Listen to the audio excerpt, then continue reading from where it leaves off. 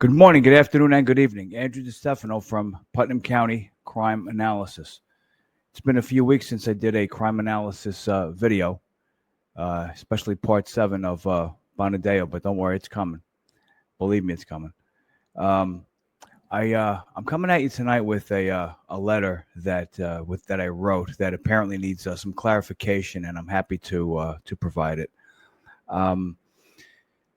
Essentially, the past election cycle for Republican signatures was from February 25th of 2025 until the first week in April.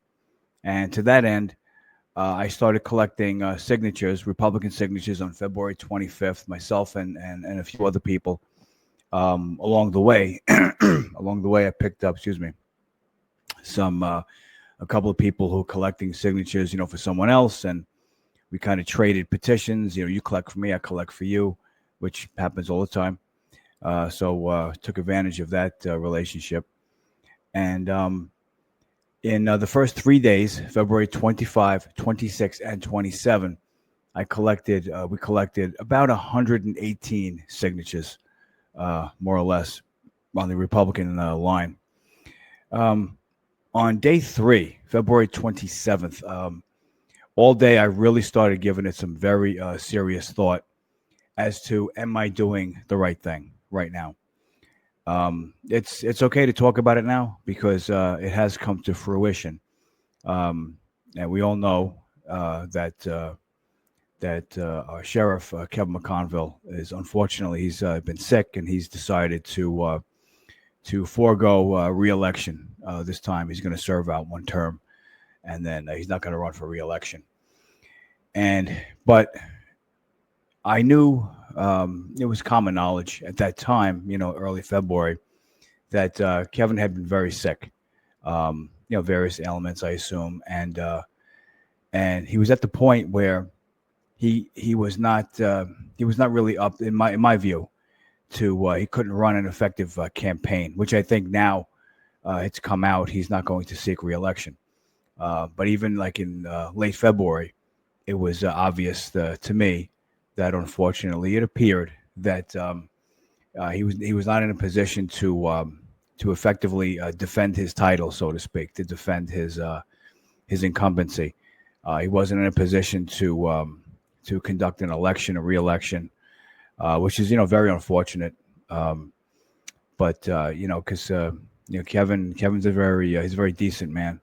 Even though he and I have always had our eyes on the same target, Kevin's always been very decent with me, and I with him. He's always been a gentleman to me. So, and I've tried to reciprocate on that. But in after the third day of collecting signatures, 118 signatures in, and we were well on our way to getting those signatures. We would have easily gotten them.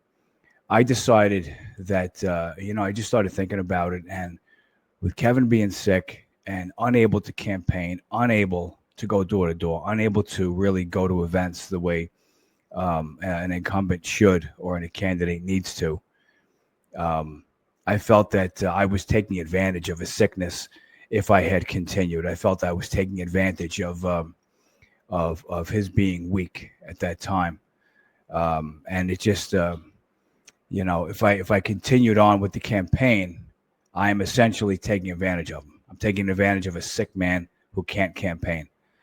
And while with some people who run for office, that might seem fine with them, that didn't square with me.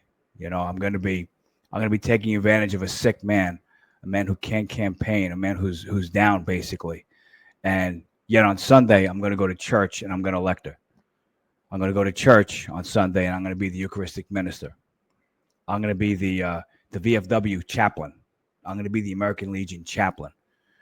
And yet I'm taking advantage of a man who's sick. It didn't square with me.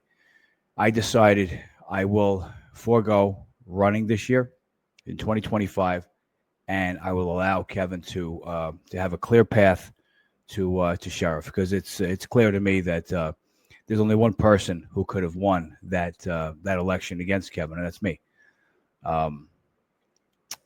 In the interim now, it has turned out Well, let me just back up a second. After I stopped collecting signatures on February 27th, after the third day into the process, I was approached by a number of people from very strong organizations here in Putnam County, and you know who you are. I was basically called on the carpet. Why are you stopping? You got to keep going. We need you on the ballot because if it turns out that what has happened now, if it turns out that Kevin can't go forward with his campaign, it puts the county in a very precarious position with Governor Hochul. And this was the concern of a lot of people, and they expressed that concern to me. But I told them at the time, listen, I appreciate it. I appreciate your support, but I'm at peace. Yeah, I'm at peace with the decision I made. I think it's time that we inject some humanity into this process. And it just, like I said, it just didn't square with me. I'm going to be beating up on someone who's sick, someone who's not up to his 100% potential. And yet I'm going to go to church on Sunday and I'm going to elect her. It doesn't seem right. So, but now, as it turns out, Sheriff McConville has announced that he's not going to seek re-election, which enables me to talk about my letter, because a notice went out to any Republican who, or anybody really, who wishes to be considered for appointment to replace Kevin on the ballot, to reach out to the Republican committee and submit a letter. After I had ceased the signature collection after February 27th, I put together a letter that I sent out to all 243 committee members. And essentially, I have the letter right here. It's up on the board here. I'm gonna blow it up in a second. And shout out to Mike Griffin. It's addressed to him. Sorry, Mike, but I'm gonna give him a heads up tomorrow when I see him at the gym. But Mike, his wife is also on the committee, so I held his letter back, and I told him I was holding his letter back, and just sent it to his wife, Linda. But I sent a letter out to 243 committee members after consulting with some Republican elected officials and former elected officials who I happen to trust. And I got some good advice. The letter was a good idea to let the committee know, and to let the committee members know that I'm not going forward and why I'm not going forward. But at the time, not to get too much into why I didn't proceed, because I didn't want to talk about someone's private situation. But now it's out in the open. It's in the paper that Kevin has decided, due to health concerns, he's not going to go forward, and that's all I'm going to leave it at as well. But most of the feedback I got about the letter was very, very good, especially from some people I do respect. I don't know who it is, but I'm told that a couple of members of the GOP, air quotes, I don't know who that is or what that means, but they had trouble interpreting the letter. So I'm here now to help people interpret the letter. What I will note on the top of the letter, it has my name, but it also has my phone number and my email address. And nobody called me, and nobody gave me nobody sent me an email. So if you had a concern, you could have reached out, which is what I would have done. I wouldn't have just told someone I don't know how to interpret the letter. I would have reached out to the person. But in any event, I have the letter here, and I'd like to just to go through it for a second, and hopefully I can I can clarify it a little bit for you. I don't know if you could see it, but that's fine if you can't.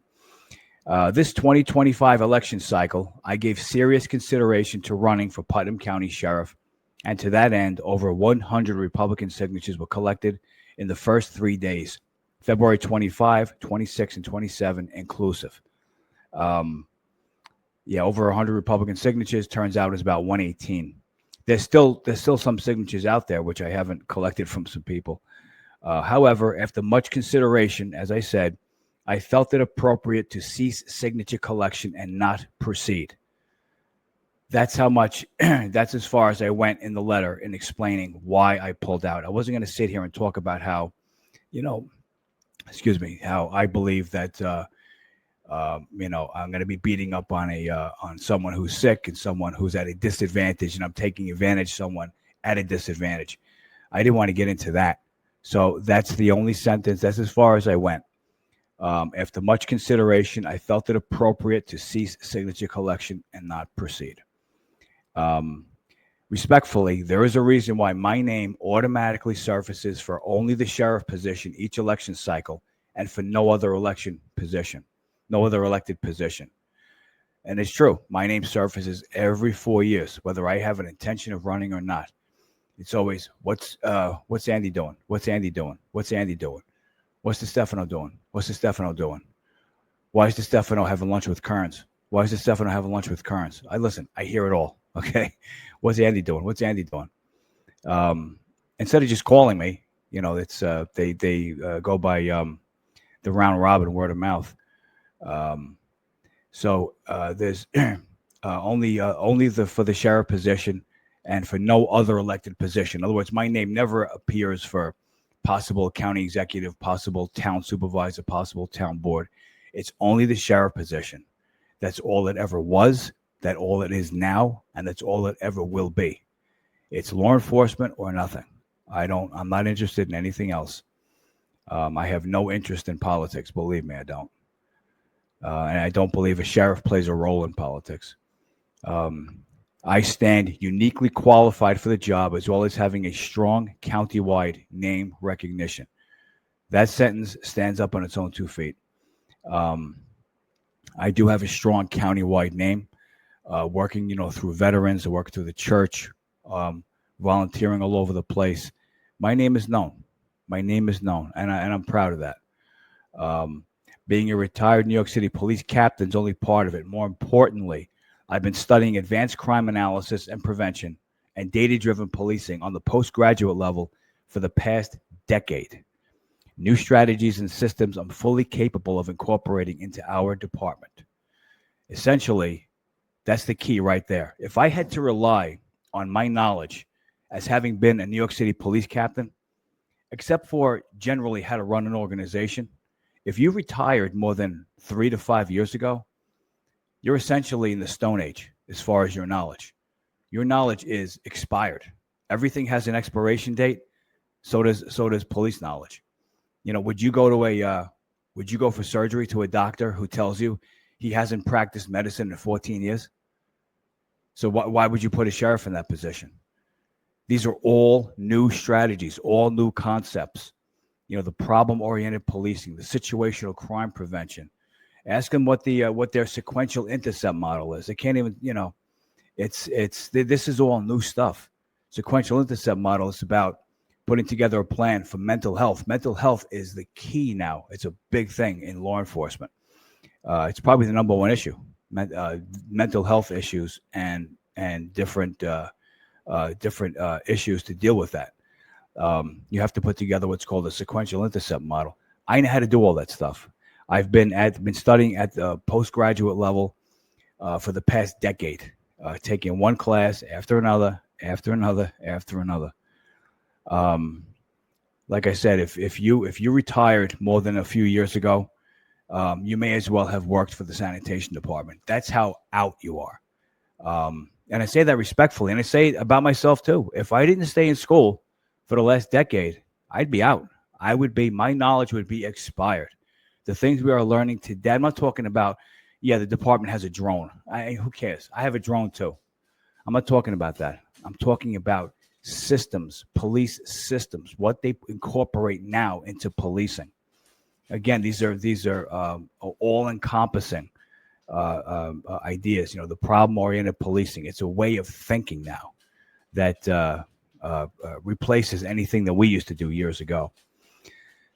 So please be advised that I will seek the position of sheriff in the next election cycle. That's not hard to figure out. Please be advised I will seek the position of sheriff in the next election cycle. And I worded it that way because at the time that I wrote this about 2 months ago or a month ago, I didn't know, I still don't know when the next election is going to be. And I'm not talking about this thing that's happened now. I'm talking about the fact that the next election is supposed to be in 4 years, as it always is. The governor changed it to 3 years. Then there was a lawsuit filed. It went back to 4 years. That was appealed. Now it's back to 3 years. So I don't know when the next election cycle is for sheriff. So whenever it is, I'm in. I am running in the next election cycle, and I anticipate winning. Being a Gulf War veteran and a former Army paratrooper, it's a sad commentary that Putnam County has virtually no veterans serving as county elected officials, nor has the county GOP ever made recruitment efforts. Thank you for this opportunity and outreach to my fellow Republicans. So now what has happened is recently, about a week and a half ago or so, Sheriff McConville has decided to not seek re-election. So to that end, the Republican committee put out a notice. Anyone interested, please submit a letter of interest, I assume for an interview or whatever the process is going to be. So I submitted a letter to our chairman, Andres Gill, and that letter looks like this. It's very, very simple. As you know, the media reports indicated that Republican Sheriff Kevin McConville wishes to no longer proceed with the 2025 election. Therefore, I respectfully request to be interviewed at the appropriate and relative time. And that's about it. So I have submitted a letter of interest to be interviewed, requesting respectfully to be interviewed. And that's about it. If there's any questions about the letter that I wrote to the committee and 243 members of the committee who received the letter, because again, I mean, I got overwhelming, great feedback from it. You know, running into people in ShopRite and people that I don't normally talk to, telling me, "Hey, listen, I got your letter, and it was really nice. That really was a stand-up thing you did, and you don't do things to try to get a pat on the back. I know that right now, if I had continued with the collecting of the signatures and my name was on the ballot, right now I'd be sitting pretty. I'd be the only Republican on the ballot. There'd be no need to interview anybody, or well, they probably still would, I'm sure. But I'd be the only one on the ballot. And you know what? I'm still at peace with what I did, with the decision I made. I made the right decision at the right time. I wasn't going to take advantage of someone who's weak right now, someone who can't campaign to his fullest, the way he's known to campaign, and I couldn't square that with taking advantage of someone and then going to church on Sunday and being the lector. That didn't sit well with me, and it was really bothering me. And as soon as I made that decision, I felt a lot better about myself. I know that, like I said, right after I made that decision, I had people coming to me from groups, upset, very upset. One of them one day was at the right after the St. Patty's Day parade, and I got grabbed, and guys were like, "What are you doing? You need to get in. You need to get back in. You need to run." But my decision had been made. I made it for the right reasons, and that's about it. So at this point, my letter is in. I anticipate being interviewed. We'll see what happens at that time. If it goes by resume, I feel I'm in a good spot. So in any event, God bless, and I hope everyone has a great and peaceful evening.